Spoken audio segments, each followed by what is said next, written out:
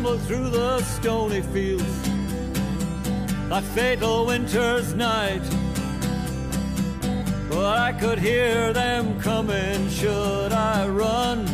Should I fight? A cold wind caressed my...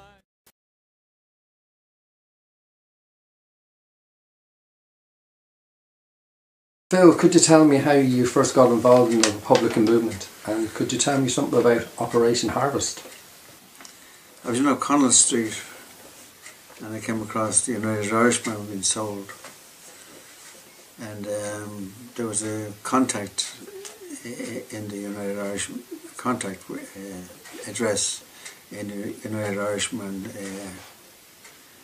Air Street, and I went up there for about we were going. Every time I would saying I wanted to join with the IRA, you know, and they were just saying join up with Sinn Féin, you know. I wasn't having that at all. But I went up for about 3 months. Every weekend I'd go up. Yeah, they must have got round off with me afterwards, because they sent me then to recruits class. Sean Cronin was on that recruits class at that time. And what year was that? 54, about 54, yeah.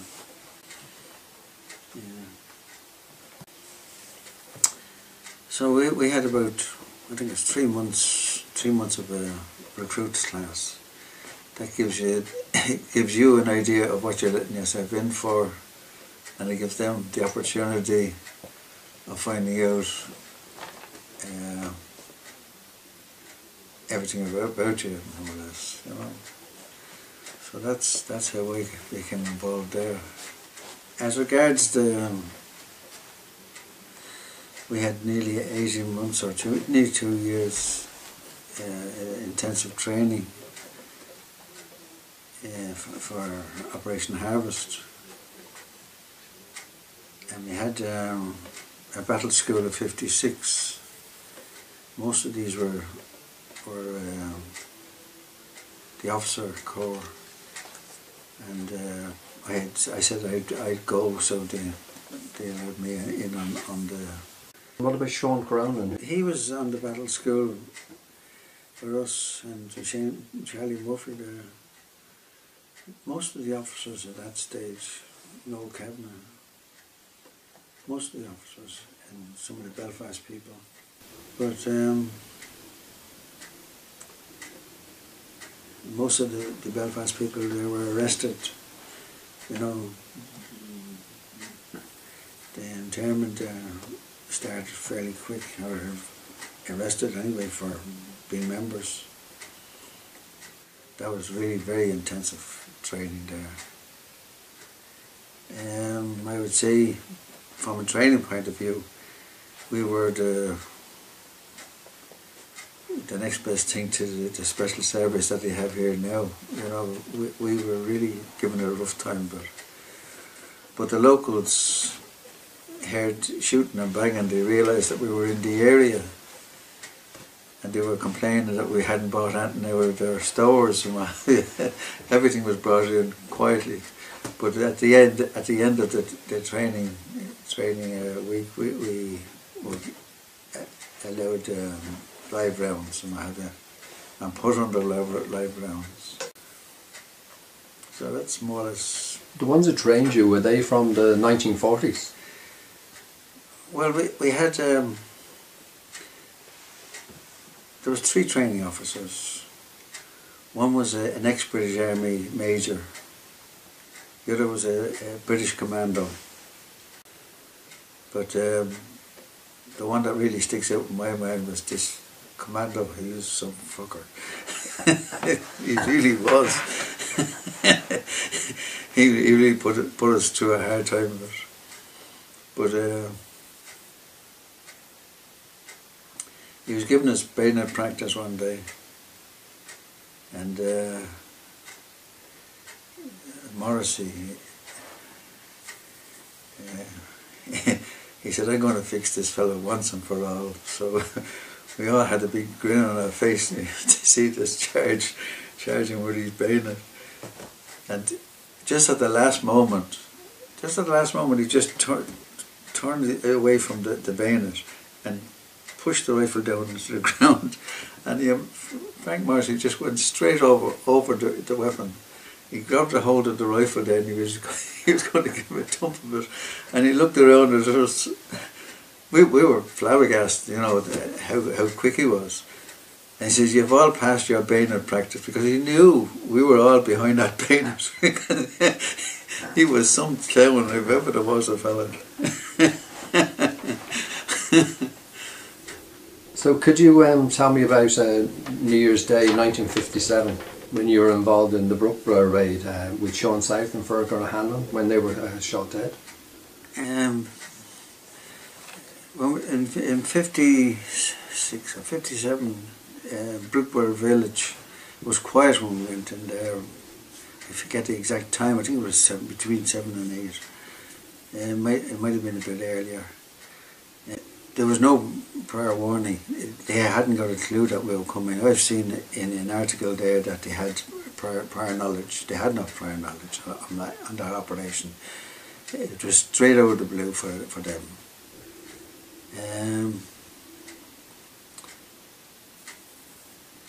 It just didn't go. We had planned, each group had been planned where to go. My job was to put the first bomb at the barrack door. When I got to the barrack door, the door was open. The lad who had been driving had seen a fellow walking across the road, and at the last moment he ran back to the barracks, but the door was open. Maybe I should have gone into the barracks at that time, but I didn't know whether I'd be shot by whoever was inside or some of my own men when I was coming out. But anyway, it just didn't go off. The bomb didn't go off for some reason, and I could never find out what the reason was.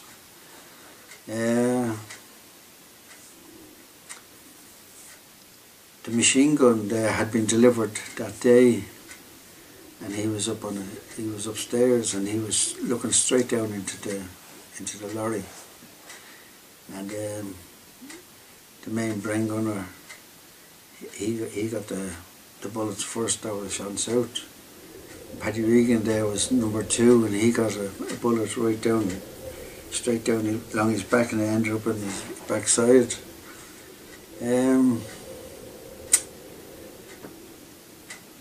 Two lads there had gone out to stop any of the people making a roadblock, because we knew there was a lot of B specialists in the area. They more or less accepted, they didn't put up any fight at all, most of the people there. But when we were told to retreat,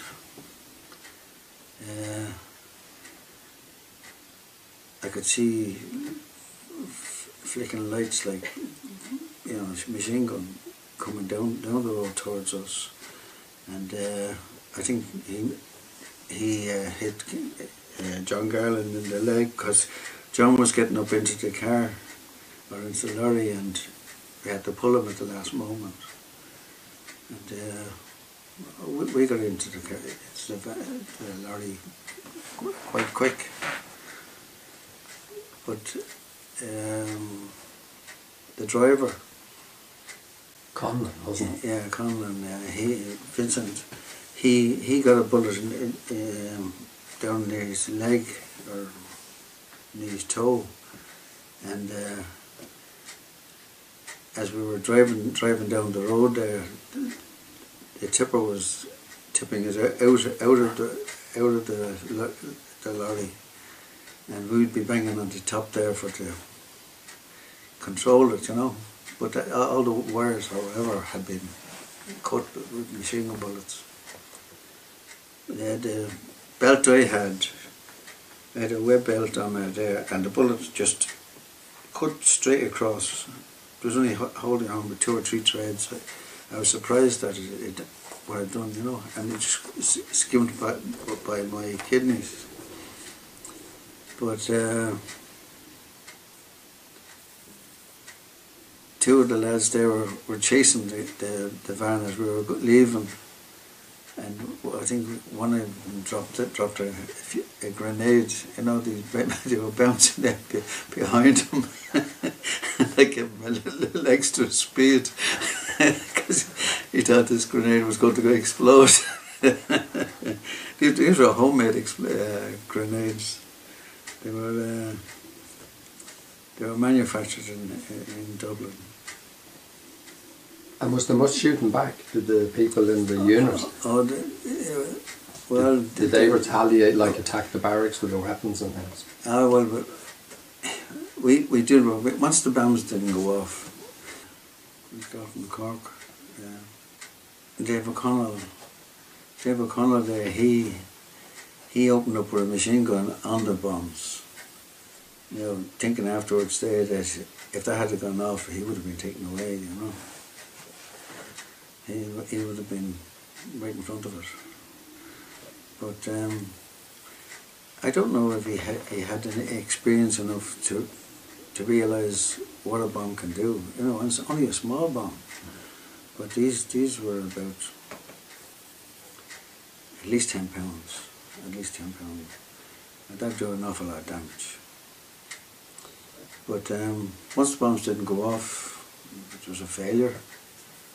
And we got out of there as quick as possible. Fergal O'Hanlon, he was directly behind me when I felt this passing bullet. He was directly behind me, and I heard he was down. And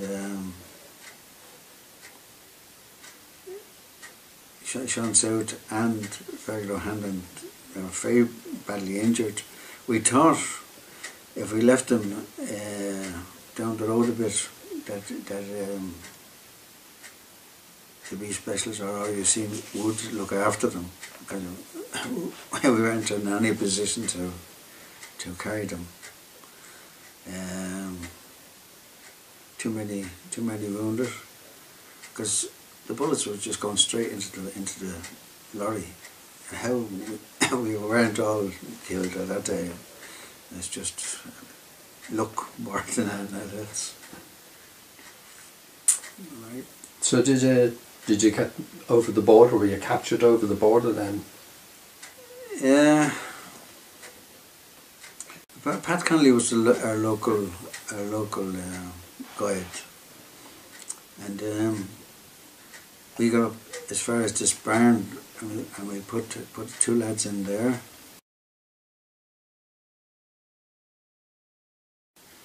And the rest of us continue on right through the trees, and going for a long distance. Next thing, we see these flares going up. They're like a little parachute, and it stays in the air for a while, and then it comes down slowly.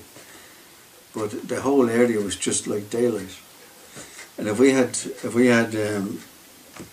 they were shooting, but if we had replied to fire, it would have given their position, and then they would, well, they possibly might have decided to come in after us, but I think they would have been taking an awful risk, you know, because whatever else, we weren't going to be taken at that stage, you know. You were lucky that the lorry actually took you out of the area. Oh yeah, very, very lucky, yeah. And it was all the, what you call it, the compressed air, they had been punctured, and that's the reason why there was a tipping out all the time. Oh Jesus, for miles we were getting tipped out, you know. After the ambush in Brookborough, could you tell me about where you went to after that, when you escaped from that? You had said you went into a forest? Yeah, we went into a forest there, and then they started sending out these flares. It lit up the whole place like daylight. And one of the lads who was in charge, he said, under no circumstances do you fire back. He says it'll draw a fire to your area, and we just kept quiet. Next thing we heard, what we thought was continuous fire from short arms. We knew that we were of the opinion that they had finished off Fairglow Hanlon and Sean South, but we found out afterwards there, one of the lads went, years later, one of the lads went back into the hut and you could see all the marks of the bullets at waist level, so the two fellas would be lying on the ground and they wouldn't have been hit. But it was the only thing that we could do, is leave those two lads there, hoping that the RUC would at least look after them. But it wasn't a desertion. We just had too many people injured, and we had also the extra arms to carry.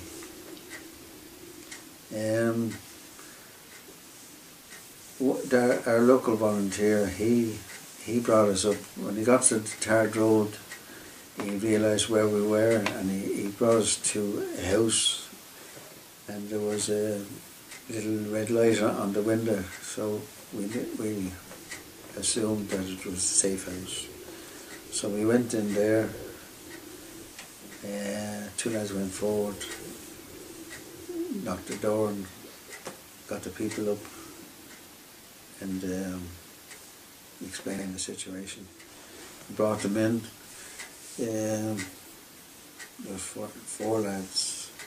I wasn't too bad, but the other three lads there, they were fairly bad.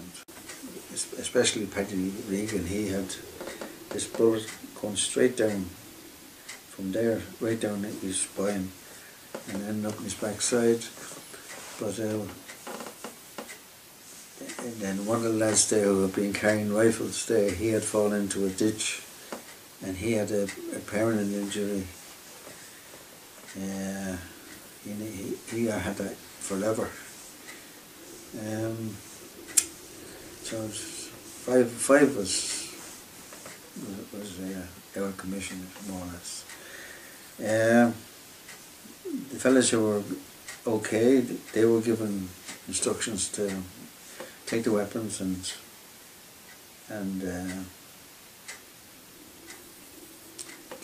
hide them safely. They hid them safely, all right, but they were caught a little while later. Vincent Conlon, he decided that we had to get medical help because there's too much blood being lost. So he went off looking for the special branch or anyone else who could help. And he ran into a car, in the dark. He ran into a car and there was a special branch in there. But we heard a knock on the door later on, and opened the door, and you could see these Conlon was in front, and he had these two machine guns under his just sticking out from under his arm. And there was a Fish Army officer, and he was getting a conscience because he put the machine gun behind his back. He was really embarrassed. He was only a young lad, but he was very embarrassed.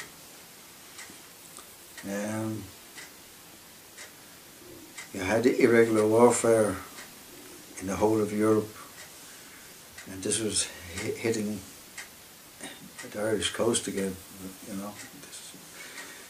and a lot of the Free State Army soldiers there, apart from the Civil War, they might have a certain amount of sympathy with what was going on. But they got us out of that house and brought us off to the hospital and got some of the lads to the hospital. I had a very small weapon that I had been given by one of the, it wasn't a big special, but a little gun, little handgun, and I gave it to one of the nurses in Monaghan, and I said I'd be back for that. I never seen it after that.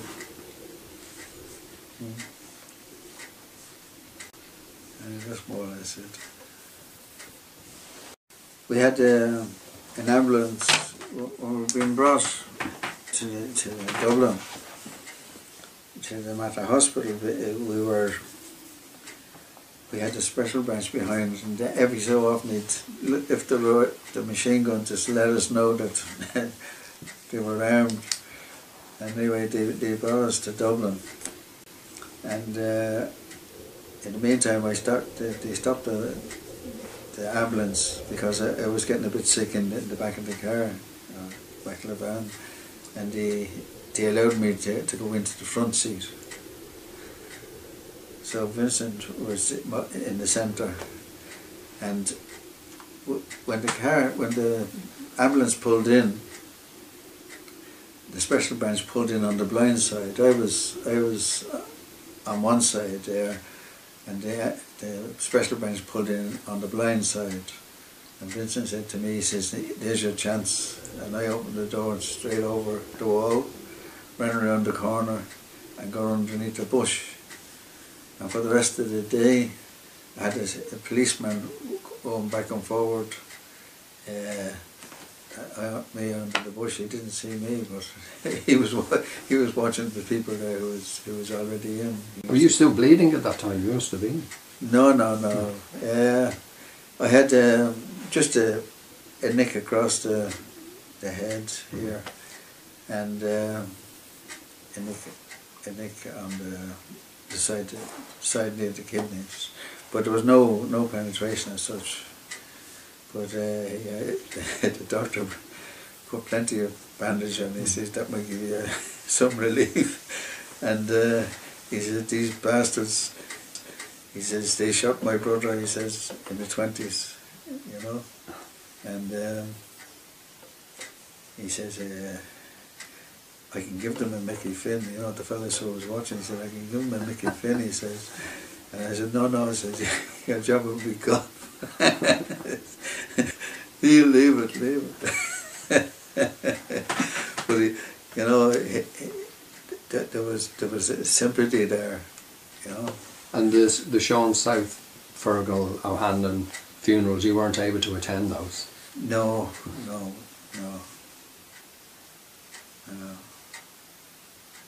And would you have known Sean South, like in the few weeks you were on the border? Yeah, well, after we had come down, we had been surrounded on a mountain with 3,000 British soldiers in all you see, and we had a small little radio with us, and we could hear the British Army talking, and we'd slip across the road to get out of their circle. And we eventually all got onto the far side of the road, and then we head for the hills. But the locals there, they would give us, you know, these white sacks that you have flour in. They'd give us all these white sacks, and we'd have them all around us, you know. We'd put the white sacks on us because it was beginning to snow. So we were like snowmen coming around the place. But we were in a village. We were in a village up in the mountains, and we heard that British Army were raiding one end of the village. So it was a debate, what should we do? We said, well, we'll take them on, you know.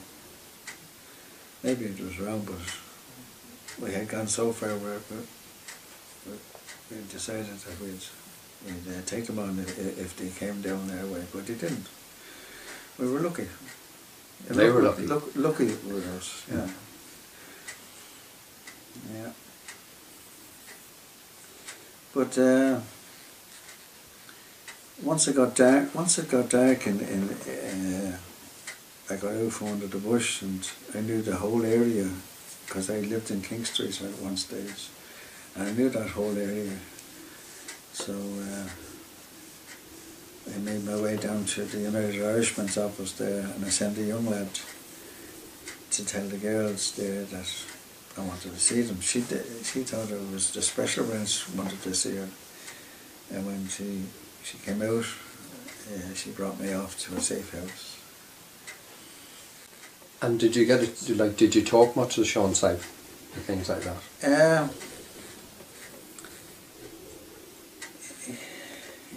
He was a different type of individual that I'd come across. Completely different. He was very rigid in some ways, and he was insisting that this was going to be an Irish-speaking column, you know. But I think there's only one or two fellas who could speak Irish, but the vast majority there hadn't got a clue. We hadn't got a clue about it. But his heart was in the right place anyway, you know. Fergal O'Hanlon there, I found him, you know, he's the type of individual there that you'd like to meet and be friendly with, you know, a good friend. He was telling us all about how to make pudgy. He said, I'll show you. He started throwing it all out, how it had come about. I'll get you a bottle before long.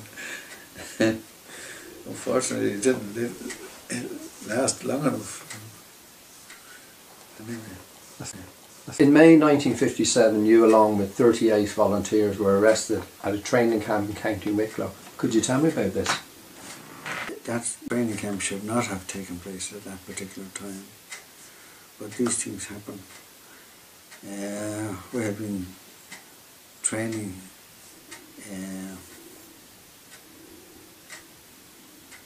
fairly hard training, hard march, and we were making for an ex-British soldier. He's a captain in the British Army. He was still serving in India from what we could hear, and we were using his house as a base, and we were making for there, and the house was already surrounded by the special branch. So they were armed, and we had to try and get rid of some papers first, some of the lads, and we just surrounded the fellas where they were burning the papers. But we were then brought to the Bridewell, and we were sentenced not long after that to Mountjoy. So you ended up in the Curragh then?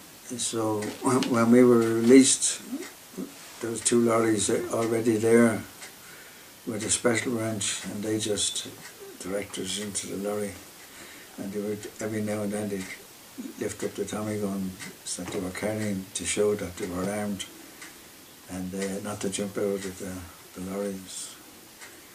You know, there was little chance of getting away there anyway. So in February 1959 you were released from the Curragh. Could you tell me about the time in the Curragh and people like who were in there, like Jerry Lawless and Jerry Lawless there, he was in another part of he was in the German end of the Curragh. They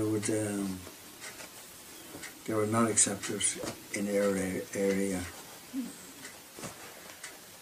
and is that because they were in the Crystal group?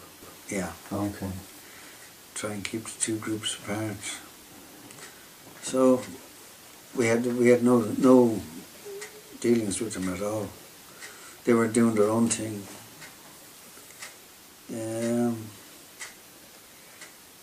The Curragh was very interesting. For one thing, we got to know an awful lot of people around the country. You know, you set up friendships there between different groups, and you know who's reliable, you know who you could trust. Like everywhere else, you have people who like to hear themselves talking, and others who like to keep themselves quiet. So you just gravitate towards who you would consider the most serious person.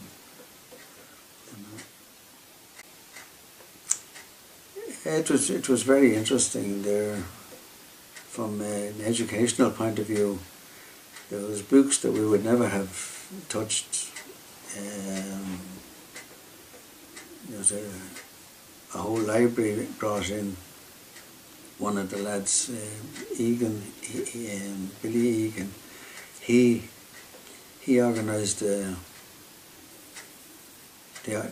library, the local library, to send in books that was requested. So he done a very, very good job. And were you there when Roy Bradley and Dahi O'Connell escaped? I was, yes, indeed. I had gone to, I like a few other people had gone to Thomas McCurtain, and we said there's a possibility of an escape from that area, you know. So they selected who was going. It might have been your idea, but someone else was selected for the role. But it was the correct thing to do. They needed the most experienced people out. So was it David O'Connor and Roy Brady? Yeah. They were put into a blanket with all grass on it, and pulled the blanket over themselves. And they had been continually thrown up all these grass into this corner, and so it was a perfect place to bury yourself if you could, you know. But Tom says now, he says, you keep that to yourself, he says, keep that to yourself. He said, it might never be used. It was already in planning. We were already planning it. Yeah. He was an interesting man, wasn't he, Thomas McCurtain? Oh yeah. He was a great storyteller, and he loved the bargain. You know, he'd be bargaining with you all the time there, and he'd get really annoyed if you handed over everything to him. You know, he just liked to bargain. You know? Oh yeah, sometimes there was two lads there. One was a bit of a bomb maker, you know. He'd go to bed with a problem in his head, and he'd wake up in the middle of the night and he'd have the answer. How unbelievable, you know, unbelievable. He'd have solved the problem in his sleep and be able to write it down. He has the problem solved. He was good. So when you were released from the Curragh, was the campaign over really then? Was that the way they were releasing people? I don't know. I think they were coming under pressure with the United Nations. I think so. And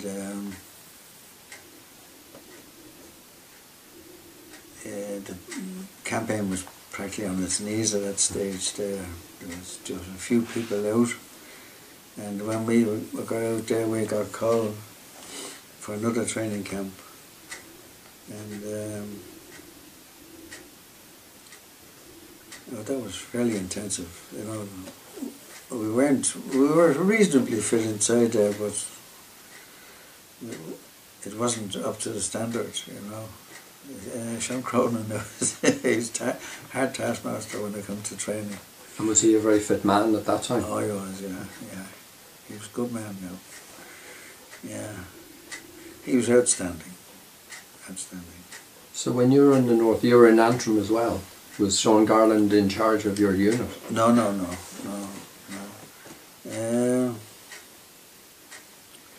Well, we won't say who's in charge. No, I was only up there for a little while, and when I was up there, I came across a B Special. He was a smuggler. He had been right through the war years. He said he had come across a load of Tigers, he says, in the army, and he said they were all very good fellas. But he said, "No, I'm going to bring you out," he says. And he said, "I don't want to see you back here again." He said, "Or I'll be a different kettle of fish." I promised him faithfully that I will not be coming up to his area again. And Mick Ryan kept his mouth shut. Mick was only out about a few weeks, and then he was back in again. And could you tell me about some of the central figures that were active in the Republican movement in the 1950s? People like Joe Crystal. Well, he wasn't on our radar at that stage, because a split had taken place, and we are on strict orders. Under no circumstances were we to have anything to do with any of his men. So, orders are orders. Joe Crystal, and who was the other chap you mentioned? Well, there was Seamus Costello. Oh, Seamus. Yeah. Seamus is another exceptional type of individual. Yeah. Peter Pringle put a name on him as the boy general, you know. He was good. Yeah, he was good, man. I was really sorry to see him getting killed.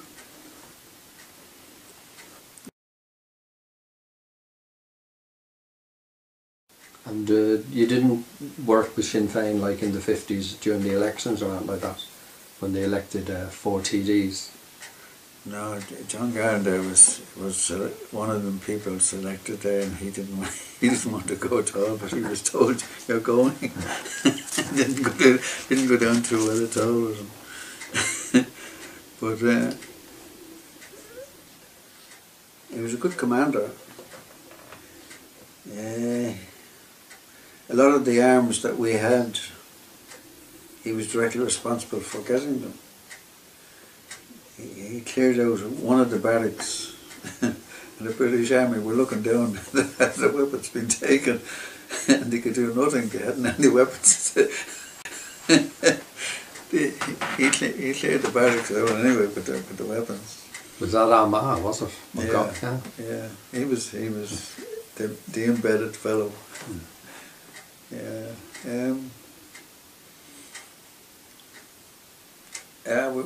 We knocked around a long time together. Yeah. Unfortunately, some things happens, and you wish they never had happened. You know? That's the way politics turn out. And was he always politically astute, even as a young man?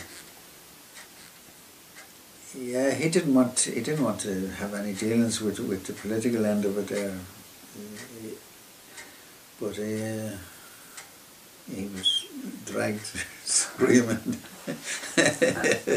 into the political arena, and I suppose we all learned a little bit of politics there reluctantly. But anyway, he went the political road,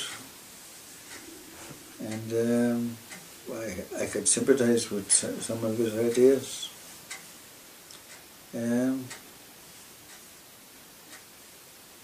What can I say? He's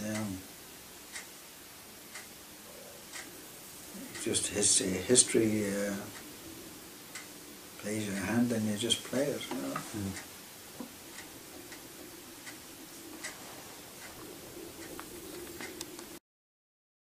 That's lovely, thank you. That was good.